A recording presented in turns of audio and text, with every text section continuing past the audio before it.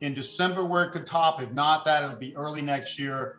After that, I'm going to be shocked if we do not see a downturn. So it's at the point where, to me, this is such an extreme bubble. If you're hanging in there to say, well, maybe it goes another 3 or 4 or 5 months, I'm like, get out. What my research does show 100% is that when a bubble like this bursts, you're going to see 40 to 50% crash in the first 2.5 months. Look, you've been calling for this crash for quite a long time. In 2021, you were looking for it to happen in April, then in June. So I have to start with this. You've been wrong on those calls. Why are you certain now? Okay, it's as simple as this. We're in what I call the orgasmic phase of this bubble. It's just been building and building. People have to realize since 2007, and I call that one 20 years before it happened, late 2007, baby boomers peaked in their spending. We had a peak in the stock market in late 2007, and we went into the first deep recession since the early 80s and the early 30s, okay, the Great Depression. And that's when the Federal Reserve and central bank just went nuts. We have printed more money in the last year and a half or so than all of the printing before this, and even, since 2008 and 9. I mean, just years and years of this. So they keep doing exponentially more. So they're just desperately keeping this bubble going. And when you get in this phase, there's no way to say, oh, it's going to happen this day or this month. I mean, I was able to predict the 2007 top because I could precisely determine within several months when the baby boom was going to peak and momentum was going to turn down. But this is just, a bubble's going to go until it bursts. I'm now looking literally at chart patterns and things like that to see when this bubble looks like it's going to pop. And this looks like one of the times right here in December where it could top. If not that, it'll be early next year. After that, I'm going to be shocked if we do not see a downturn. So it's at the point where, to me, this is such an extreme bubble. If you're hanging in there to say, well, maybe it goes another 3 or 4 or 5 months, I'm like, get out. What my research does show 100% is that when a bubble like this bursts, you're going to see 40 to 50% crash in the first 2.5 months. And if you sit and wait for that, it'll happen before you're ready. And then you'll panic when that happens, and then it'll bounce, and then you'll look like a double idiot. So this is very tricky. They now have almost 7% inflation, and the next report's probably going to be higher in December. We're going to get that January 12th. And the economy has suddenly gotten strong. It was weak. Now, so they have to tighten. What I'm telling people, Daniela, when you have an economy that's now been stimulated for 12 years against fundamental demographics, against slowing even technology, all of my cycles are slowing at this point, and most of them for years, it will not take much to prick this bubble. That's what I'm saying. So just them saying we're going to have to taper and just starting, they're already cutting 30 billion a month in buying bonds, and they're supposed to finish tapering that and then raise interest rates by March. You're going to get a top in here by early next year. I say it looks like it's happening now. That's all. Why do you think the mark was missed on your original forecast of April and June? What happened? They just keep pumping it up, and the markets keep buying. I mean, at this stage, the market will only go down when something triggers that's big enough, or the last person gets in the stock market. And it's hard to tell which of those.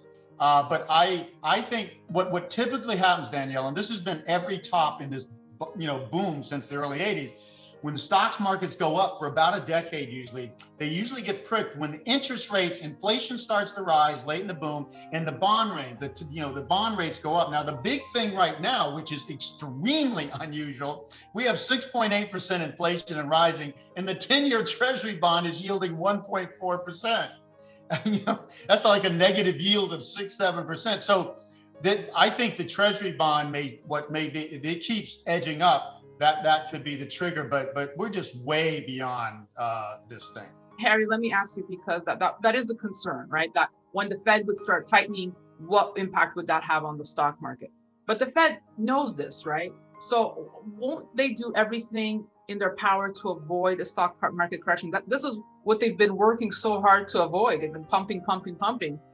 Why would they just let their guard down? Why would they have? You got to remember, there's a lag to everything. Monetary policy lags about 18. Now it starts, but it lags about 18 months in its real effect.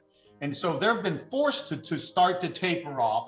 What I keep telling people, you got to understand addictions, you got to understand bubbles. They're both the same thing. Something blows up, it takes exponentially more to keep a bubble or an addiction going. And all it takes is just pulling back. You don't have to stop the stimulus, just less stimulus, and then no stimulus is all it takes at some point. So it's just a matter, and so now they're forced to get a little more tight. Well, if they're going to decide, if they pull back and immediately get easing quickly, it's going to look like they're panicking. So now that they're in a tightening mode slowly, it's going to take them a little while to respond and go the other way. And in that time, again, remember what I said at the beginning, 2 to 3 months, every major bubble burst has happened within 3 years and has been from 42% to 50%. And my calculations on this one that's been so stretched is it's going to be 54% the first crash. If that first crash happens, if they just slip that long, people will lose confidence in this market. Imagine if the S&P dropped, 54% in 2 months. You think anybody believe, oh, well, they'll just print money again, it'll come back. You will not see the market come back if it crashes that much. I will almost guarantee you that. In a stock crash like this, after a major bubble, everything will go down, including utilities. It's just those sectors will go down 40 or 50%, and then the leading sectors will go down 70, 80, 90. So that's the difference. There is no safe place to hide. I have the best inflation indicator in the world, workforce growth. No economist would think about that. Incorporating young people in the workforce takes investment in computers and trainings and offices, all this sort of stuff. That's the biggest correlated with inflation over time. Inflation has been falling since 1980, right with my indicator. It should be 2% today. And what's it at? 6.8. We'll call that 4.8% inflation created entirely out of the recent stimulus. So that's what the stimulus has done. As soon as we have a slowdown in the economy or they stop stimulating, I agree, inflation is going to fall off. We could be at peak now or soon, would be my guess, more like with Jim Brigham. But it's going to take a drop in the economy to stop. If the economy does not slow down, we do not have this downturn, then inflation is likely to edge up at least for a little while. So, but inflation's already up way more than it should be because of stimulus. So, and the stimulus is no longer escalating. They're looking at tapering it. So I say, yeah, we're probably near peak inflation, and it should go down to zero or negative. And then when we come out of this downturn, you are not going to see inflation over a couple percent for the rest of my lifetime, and most of the people listening to this, almost guaranteed.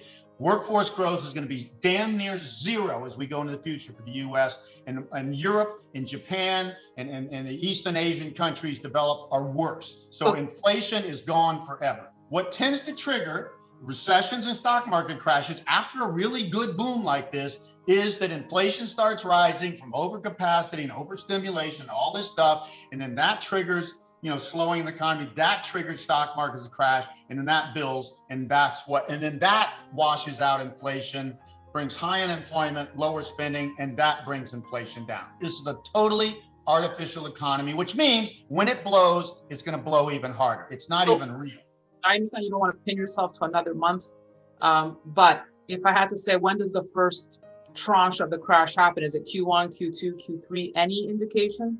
I think Q1 is I think between now and January is the most likely time for that. I think it may have peaked in November 22nd, okay? Because I've been tracing stock markets, different sectors here and around the world.